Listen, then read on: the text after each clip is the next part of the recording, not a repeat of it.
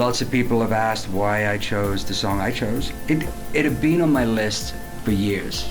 It was when 54 Seconds, my old band, we did Run to Me for Target. So we did that for one of their campaigns for a record. Don't Fall in Love with Me was on that list at the time, as well as a couple other songs. So it's always been floating around as a song I've wanted to do. It's bittersweet and self-deprecating. It's not really any coincidence that song was written at a time that my parents were getting divorced. I always wanted to do my own interpretation of the song, kind of make it darker and a little angrier, and that's what I wanted to do with this project. When Sam came to me to talk about the project, I wanted to do something different with whatever song I chose. I didn't want it to be just like a carbon copy of something else. Yeah, that's pretty much why I chose it. I chose Fool for a Night for lots and lots of reasons. Firstly, because it was just a great little pop song, really well constructed, really interesting song that we could do some good arrangements with, but also because lyrically it really spoke to me. I think if you actually sit down and look closely at the lyrics, it probably says a lot about where my father was at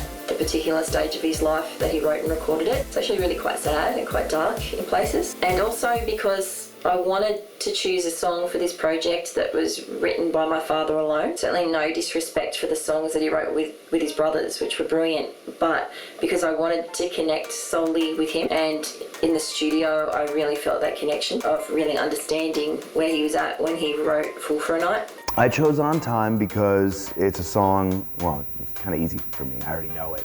I've performed it a lot on tour with my dad in the past. It's always been my favorite of Mo's songs. For me, it was really important to pay tribute to Morris, who I was very close with, and I miss him dearly. So thanks for asking.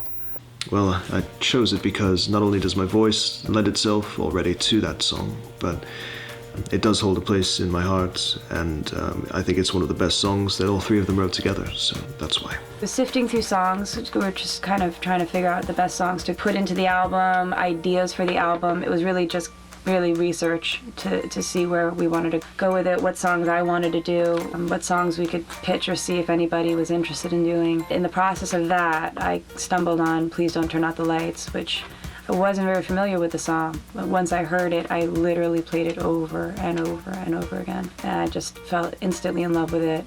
It spoke, it spoke in volumes to me. And the idea, once I realized we had 4 of the eldest kids singing on the record and recording songs for the record, I thought it would be really cool to have each of them sing a verse. Since there's 4 verses, each Robin and Barry switch back and forth on each one. So I thought it could work out, and it did. It was incredible. I mean, it brought chills to me when I heard it for the first time and hearing everybody's harmonies together, and I was just really glad that it worked out so well, and everyone sounds beautiful.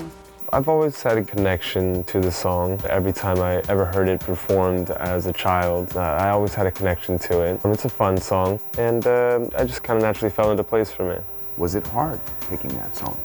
And the answer would be no. It was very easy. Thank you. No, not at all. It was.